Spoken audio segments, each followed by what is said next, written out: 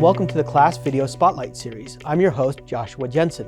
Today, our guest is Joe Vandegraff. Welcome, Joe. Thank you, Josh. Joe is our author on our recent Spotlight on SmileCDR and is also an expert in payer, IT, and digital health. We're glad to have you here today. Glad to be here.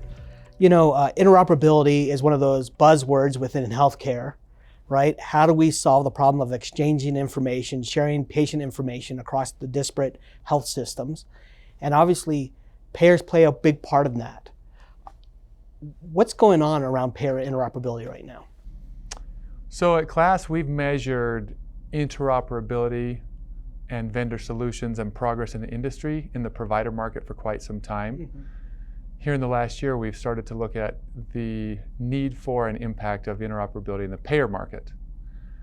And in particular, we've started to look at the CMS mandates for payer interoperability, which relate to patient access APIs and to provider directory APIs. And the whole concept and need behind this is how do we make information more accessible, and not just technically, but in ways that people, you and I as a consumer or as a member, so to speak, of a health plan would use.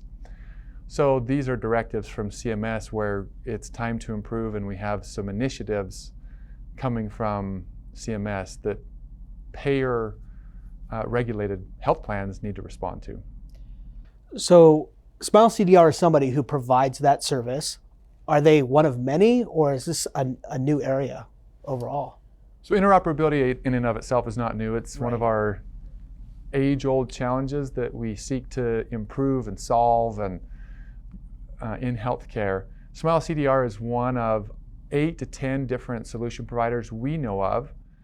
Our progress in the payer market in HIT interoperability is sufficient where we could actually measure them and talk with customers and validate what progress they are making towards these new rulings and how well SmileCDR is helping them.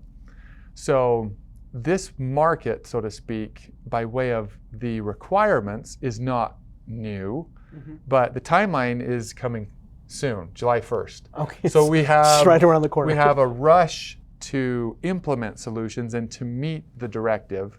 So while this isn't net new, it is now urgent, and we have a lot of health plans who are trying to make sense of this and what is the right approach, and not just who do you select, but who can follow through, and do we do this in a way that is just temporary, meaning I meet this deadline, this timeline, or do I, as a health plan, do this in a way where it's sustainable and it's member friendly? So we're caught between a quick timeline and strategy of do we do this well or do we do this short term? And these are some unanswered questions. And how well can my solution provider help me get there? We have seen some strong progress with SmileCDR with the work they're doing with their payer customers. But even within that customer base, not everybody's live yet. We're still rushing and still learning, and health plans are learning about FHIR and learning how we implement and what we do. So the story is unfolding quickly, and in some cases, as it does, we're finding potholes in the road and not sure where the lane markers are. But we have to get there is the bottom line. So we were able to talk to a handful of their customers. What's the general story that we're hearing from the customers about their experience?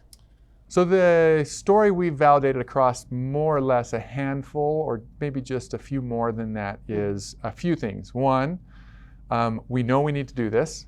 Second is we've chosen a partner in SmileCDR who is very technically savvy and very friendly, and we think we're going to get there. But third, there's a little bit of delay in the resources available, and how we actually completely roll this out is still yet to be done. It's almost like the first game, by way of a sports analogy.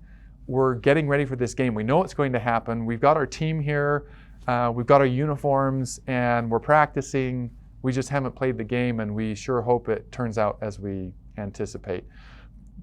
Long story short, the narrative is positive, but we're still not yet to the full game yet, because it's not until July that you actually completely go live and this becomes fully operational, or that's when it should. Not even all payers are going to make that timeline.